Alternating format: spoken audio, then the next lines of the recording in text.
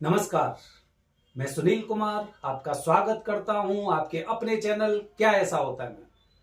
दोस्तों, मेरी ये वीडियो आपको बहुत अच्छी लगेगी क्योंकि इस वीडियो में वो सोच है जो हर इंसान नहीं सोचता है और ना हर सोचेगा। वो कब सोचेगा? जब ये वीडियो देखेगा। पूरा वीडियो देखिए दोस्तों। आपको वो जानकारी लेकर आया हूं मैं जो आपको शायद कहीं नहीं मिलती। आप जानते हैं हमारा ये शरीर किसकी वजह से है? काफी लोग कहते हैं माता की वजह से, काफी कहते हैं पिता की वजह से, काफी लोग कहते हैं पंचतत्व की वजह से। लेकिन केवल इतना नहीं है, इससे बहुत आगे है, बहुत आगे इससे। बस ये है कि हम उस रास्ते पर आगे बढ़े नहीं तो पता चलेगा ये तो मात्र एक कहते ना एक वो था, एक सारा था कि जिसकी वजह से हम इस सृष्टि में आए। बल्कि चीजें तो बहुत ऐसे जुड़ी हुई हैं। जैसे मकड़ी का जाल देखा आपने? मकड़ी का जाल कैसा होता है, उसमें से एक एक धागे को देखना आप। इसी तरह से हमारा जीवन भी बंधा हुआ है। जीवन में दो कार्य अगर किसी मनुष्य ने नहीं किए तो उसका यह जीवन व्यर्थ, और आने वाले किसी भी जन्म में उसे कम से कम मनुष्य की योनि प्राप्त नहीं होगी। इस बात को आप नोट कर लो। वो दो काम कौन से हैं जानते हैं? आखिरकार वो कौन से ऐसे दो काम हैं कि अगर वो दो कार्य मैंने नहीं किए तो मेरा जीवन व्यर्थ हो जाएगा? क्या करूं? माता पिता की सेवा। आजकल फेसबुक पे चल रहा है, इंस्टाग्राम पे चल रहा है, बड़ों की सेवा करिए, बुजुर्गों की सेवा करिए, बस इसी से जीवन धन्य हो जाएगा? नहीं होगा। बहुत चीजें मैंने बताया ना, जैसे जाल होता है, मकड़ी का जाला, ऐसा ही हम अपना जीवन है। इसमें हम केवल लेने के लिए प्राप्त नहीं हुए हैं, बल्कि हमें देना भी है। और जब देते हैं तो हमें उससे कई गुना ज्यादा प्राप्त होता है। वो क्यों प्राप्त हुआ? क्योंकि हम देने के आदी हैं। तो दोस्तों, वो दो कार्य कौन से आप जानते हैं? पहला, दोस्तों आप सोचिए, हम सांस लेते हैं, हमें हरियाली की जरूरत होती है, हमें वृक्षों की जरूरत होती है, हमें जानवरों की जरूरत होती है। किससे लिंक नहीं है हमारा शरीर? बताइए। इस सृष्टि में ऐसा कौन सा तत्व है जिससे हमारा शरीर बंधा हुआ नहीं है? हम वृक्षों से बंधे हुए हैं, हम जानवरों से बंधे हुए हैं, हम हवा, पानी, जल वगैरह इन सब से बंधे हुए ना। तो क्या हम इनसे लेते जाएंगे? क्या हम लेने के लिए पैदा हुए हैं कि बस इनसे लेते जाइए? वृक्षों से हमें ऑक्सीजन मिल रही है, जानवरों से हमें काफी चीजें मिल रही हैं, बस लेते जाइए। कब देंगे? दोगे कब? ये जीवन तो है ही हमारा ऐसा। यहां पे सिर्फ लेना नहीं है, यहां पे देना भी है। क्या किया आपने जीवन में? बताइए। आपने इस सृष्टि के लिए क्या किया? मैं मनुष्य की बात नहीं कर रहा कि आपने अंधे को, लूले को, लंगड़े की मदद की, बुजुर्गों की मदद की, मैं उनकी बात ही नहीं कर रहा। मनुष्य भूल जाइए।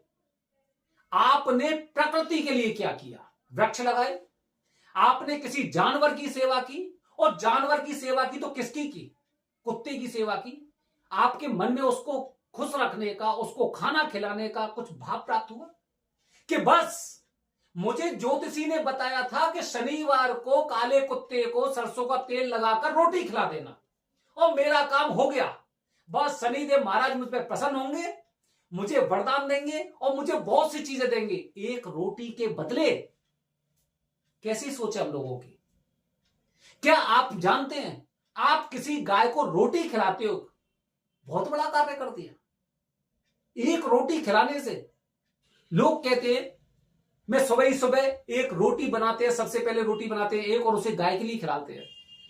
कितना बड़ा कार्य किया आपने। मुझे तो नहीं लगता बहुत बड़ा कार्य है, क्योंकि मेरे अंदर भाव केवल एक रोटी देने का नहीं है। मेरे अंदर भाव ऐसा है, आप जानते हैं कि इस प्रकृति में मनुष्य के अलावा कोई भी ऐसा नहीं है जो खाना बनाकर खाता हो। वो दूसरों के ऊपर निर्भर है, दूसरों के ऊपर निर्भर है वो। और दूसरे कौन है? वो हम।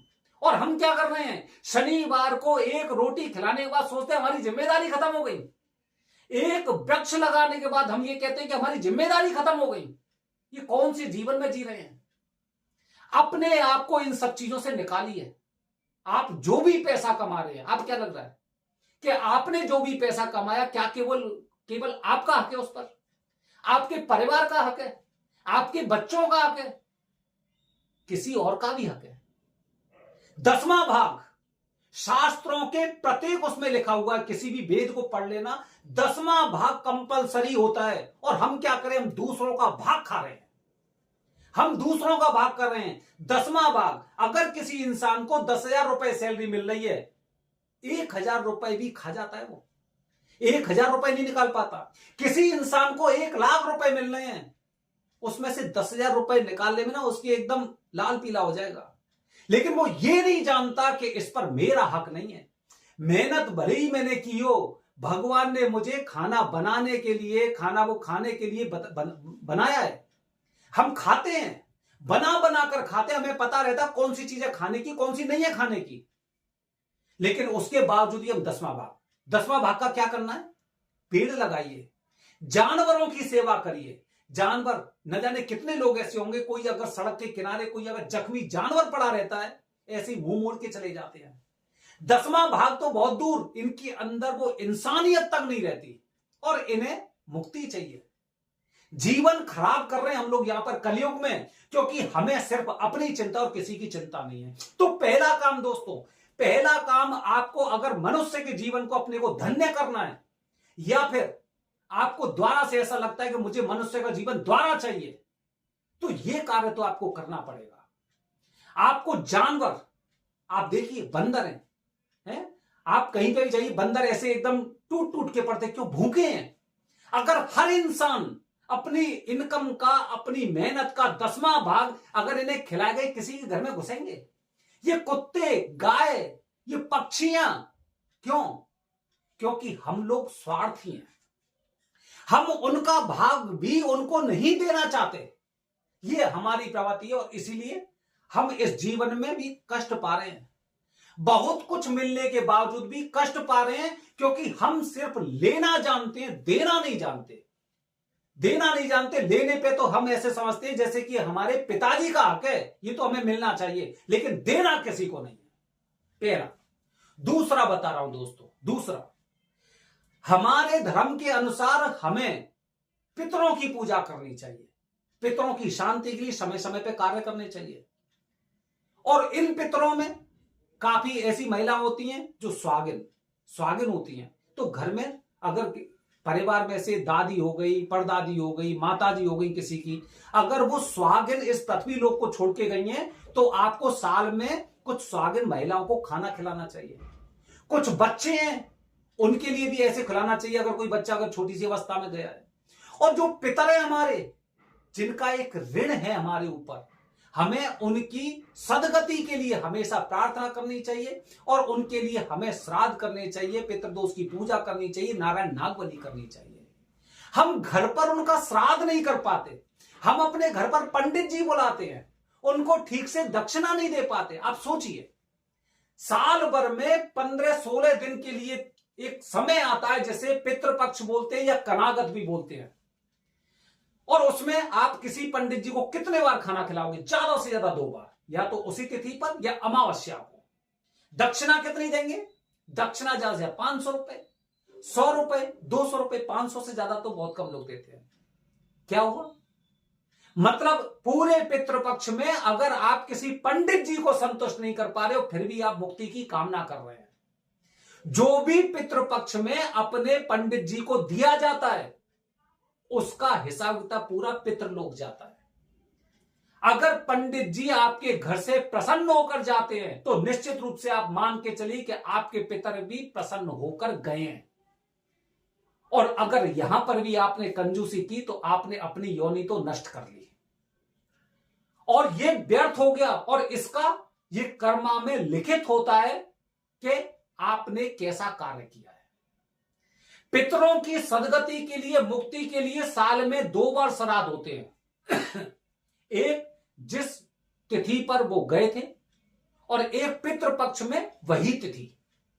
2 दिन श्राद्ध किए जाते हैं, लेकिन हमारे भारत देश में भी कुछ ऐसे लोग हैं जो जगह जगह से जानकारी लेकर आते हैं। मैं तो गया जी में पूजा करके आया था और अब मुझे उनकी पितृदोष की अब श्राद्ध करने की आवश्यकता नहीं है।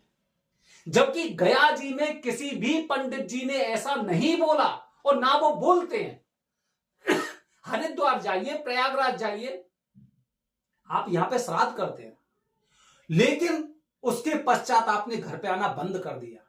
ऐसी क्या समस्या है? आप अपने बच्चे का जन्मदिन मना सकते हैं हर साल, लेकिन पितरों की सदगति के लिए 2 बार श्राद्ध नहीं कर सकते।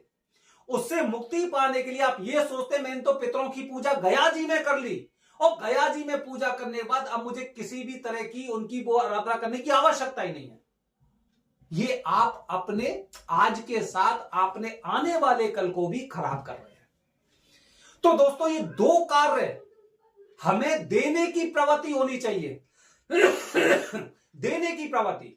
हम इस सृष्टि में जैसे जगह जगह बंधे हुए ना, वृक्षों से, जानवरों से, पक्षियों से, पितरों से, अगर हम ये 2 कार्य करेंगे तो निश्चित रूप से हमारे जीवन में एक मुसीबत नहीं आएगी। और मुसीबत अगर आ भी गई तो उसका समाधान आपके पास पहले होगा। आपकी परछाई के साथ साथ कोई एक ऐसी शक्ति चल रही होगी जो आपको उन विषम परिस्थितियों से निकाल कर जाएगी। 2 बातें हमेशा ध्यान रखिए मित्रों, 2 बातें। एक, इस सृष्टि में जो वृक्ष हो गए, इनका, जानवर और पक्षी, एक हिस्सा तो ये वाला हो गया, और दूसरा हिस्सा जो हमारे पितर होते हैं। पितर हमारे प्रसन्न होंगे तो हमें बहुत अच्छा आशीर्वाद देंगे और हमारी भलाई के लिए हमें अच्छे रास्ते पर लेकर जाएंगे।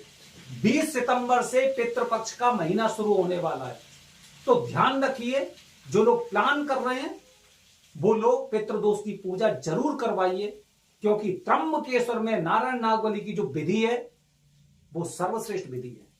और ये मौका भी सर्वश्रेष्ठ है दोस्तों पितृपक्ष का, तो इसका आपको ध्यान रखना है। बाकी वीडियो बहुत बड़ी हो चुकी है, कहने को बात मेरे पास बहुत है, लेकिन आने वाली वीडियो में आपको दूंगा। बने रहिए हमारे चैनल के साथ दोस्तों। हर हर महादेव, हरिओम।